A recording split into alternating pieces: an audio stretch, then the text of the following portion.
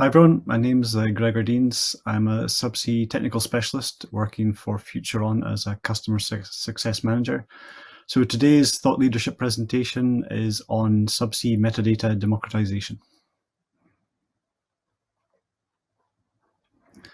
So thanks first to Future Oil and Gas for giving me the opportunity to participate in the conference.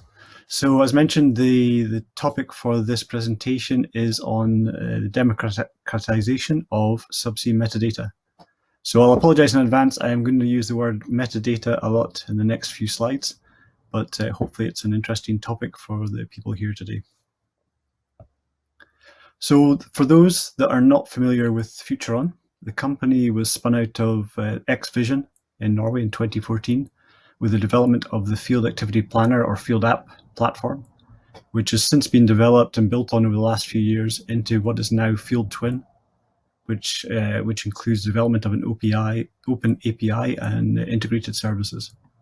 So it's now fast becoming the industry standard tool for subsea field development, used by a number of major operators and suppliers.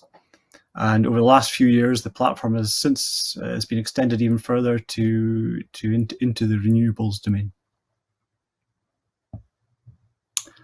So FieldTouring, with some screenshots on the right, is a cloud-based software as a service platform, providing 2D and 3D visualization interface for designing and operating your offshore fields from the well to the offshore host to onshore. So the primary aim of the tool is integration and collaboration. So obviously metadata is a key topic for us. The platform provides a generic and contractor-specific asset catalog. So these are the 3D models, which can be dragged and dropped onto the field, connected together using pipeline models, risers, and flying leads to eventually create the full field subsea. Each asset or connection has an associated set of metadata. This is describing the functional and physical properties of the equipment. So this is key for integration and interoperability with other platforms. But as an independent software company, we're not tied to a specific equipment supplier. So we're agnostic and are therefore able to supply an independent design tool, allowing the operator or user to build the optimal field layout for his field or her field. The software allows the user to upload or connect via an open REST API, well trajectories, reservoir maps, seabed bathymetry, as well as internal and external public GIS mapping servers. So this combination of a 3D representation of the field and equipment with associated technical information can support detailed development, drilling, installation, and operational discussions within both the project teams and with the selected contractors. The goal is to provide the field developers and operations teams with the data they need to make informed decisions, improving efficiencies and hopefully reducing the final costs. So the FieldTouring software is now in use within the industry. It's used by most of the major operators and majority of the main subsea equipment suppliers. So this obviously helps with interoperability if the same platform's used, but we're not restrictive and we're able to integrate or work with other software platforms or design tools. So of course, collaboration is only possible if everyone speaks the same language, or every application speaks the same language and a common language. So increasing the level of data sharing allows more and more teams and more applications to work together. Unfortunately, as some of you know, the subsea industry is still in the early stages of implementing the digital twin. So each operator and contractor has moved forward on their own with the development of specific metadata libraries suitable for their own internal applications, their use cases, the integrations they need, and their own design tools. So this approach has increased the time and effort needed in each case to integrate these different solutions to create an interoperable tool. So a common language, hopefully not Esperanto, is essential for connecting teams and applications. So the slide shows some of the benefits of having integrated systems. So obviously, the more collaboration you can do, the more integration of your design tools, the more sharing of data, you can hopefully speed up both the design phase, concept select, and also the project and delivery phase. So this is the whole aim, is to, with efficiencies, is to reduce costs, whether it's engineering hours or time spent in workshops and discussions with the different parties. So it's quite a busy slide, but this slide, the aim of this slide is to sort of show examples of the types of design and simulation tools and integrations that are required through the different phases of a project, from concept select all the way to operations. So some of the integrations showing during the select and early pre-feed phase, these may continue into the feed phase as additional information is maybe gathered on the field. Maybe there's changes to bathymetry, or changes are made to drilling and well locations and plans, which can all have a knock-on effect with the subsea field layout. So having this central design tool allows these sort of iterative engineering tasks to be done faster and involving all the correct parties through a sort of online collaborative interface. So the need to connect and share data runs through all the phases. The aim of this centralized FieldTouring platform that FutureOn have developed is to provide this digital continuity throughout the project with a single 3D visualization tool, providing interface and this single source of truth for all the users. The ability to share a digital design basis, so these are the arrows going up to the top, sharing this digital design basis during the pre-feed and feed phases could be transformative to the way we work now. But a lot of work is still needed to align the different equipment classes and metadata libraries that all the parties involved are using. As the project moves into the operations phase, an additional set of integrations is typically required. So this is to provide as-built documentation, live and historical data streams from the field, subsea ROV video, integrity management, quality data, and maintenance information. So a lot of integrations. Also at the bottom of the slide, you can see that the digital twin complexity is built up, shown by the graph through the different phases, with an as-built digital twin really fully developed towards the end of the project execution phase, where it's then handed over and maintained during operations.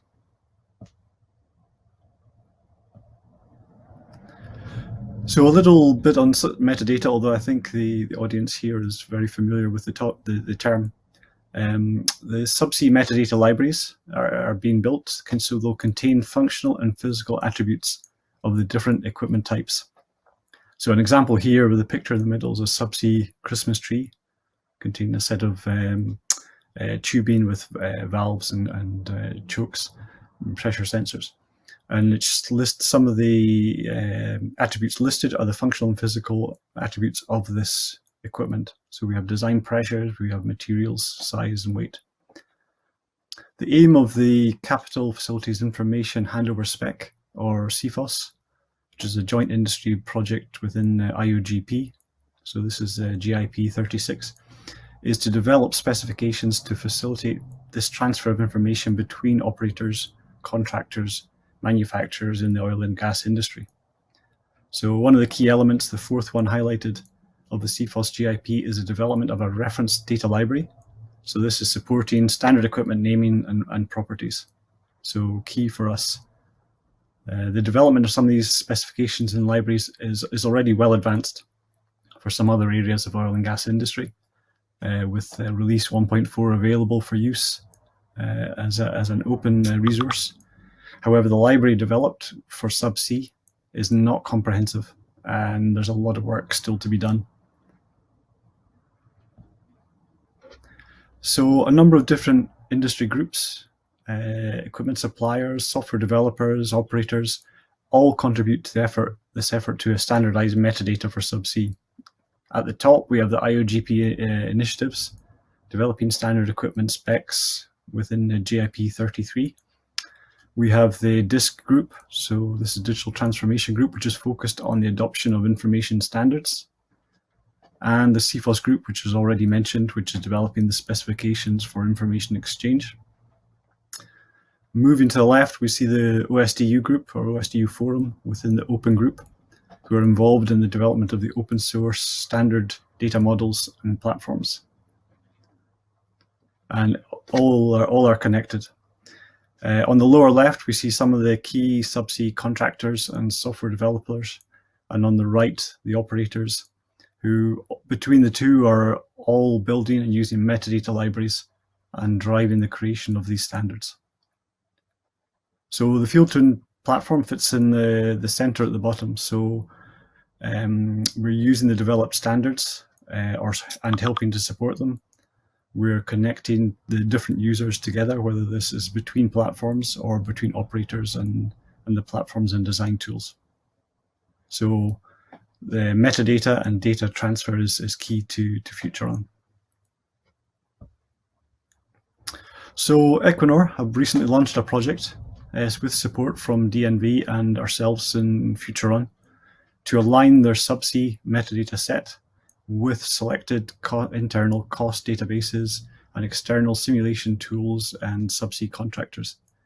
So if we build up the map, we can see on the right some of the tools that Equinor are exchanging data with. So we have production optimization, flow assurance tools, and we have the contractors at the bottom where there are shared data that needs to be defined. Each group we see in the contractors and in these different integrations where they may have proprietary data, but there is an overlap. So this is our focus now, to create a common set of metadata which covers this overlap with the final agreed subsea metadata library implemented in the FieldTouring platform. And this will allow Equinor development engineers to use all these integrations seamlessly and communicate the data or the field data with these selected contractors. So it's expected that other operators' metadatas, such as Total, who are also supporting this project with Equinor, and others will be quite similar. There are a lot of similarities in the data needed. So the goal is then to develop an industry standard core metadata library, which can then be submitted to CFOS. However, as there's typically specific metadata requirements from the different parties, the agreed CFOS library, shown in the center of the map, will not be comprehensive. So there's going to be a need to align all these outline attributes somehow to allow data exchange to cover all the integrations and contractors. So as mentioned previously, the Equinor project involves the alignment of metadata between all these different platforms. So you can see here we've shown with the different blocks the metadata grouping, with one example for a Christmas tree and the different maybe formats that this metadata can take within the different contractors and applications, which are often used subsea. So this alignment is obviously not a small task. There's over 100 unique equipment classes for subsea, each with their own specific list of functional and physical attributes. So within the role for FutureOn within this project is to review these metadata sets and align the attributes where possible with the equivalent Equinor and Total attribute. So we're managing this, we're assigning unique identifiers to each attribute, and this is through the software allowing an exchange within the FieldTouring platform between these aligned data sets. And this alignment can then be used to rapidly integrate new platforms, contractors, and design tools. Again, the final goal is to develop a subsea library for submission to CFOS. So the hope is that with the initial alignment already performed as part of this Equinor project, integration and adoption of the new library into CFOS will be fast. And as part of the Equinor project, was supported by Total, we're working with CFOS group who are attending the meetings. So to conclude, interoperability is key to enabling the subsea digital twin throughout the design, build, and operational phases. However, the ability to create a universal standard to cover all the interfaces is impractical, and may also slow the integration of existing and new systems.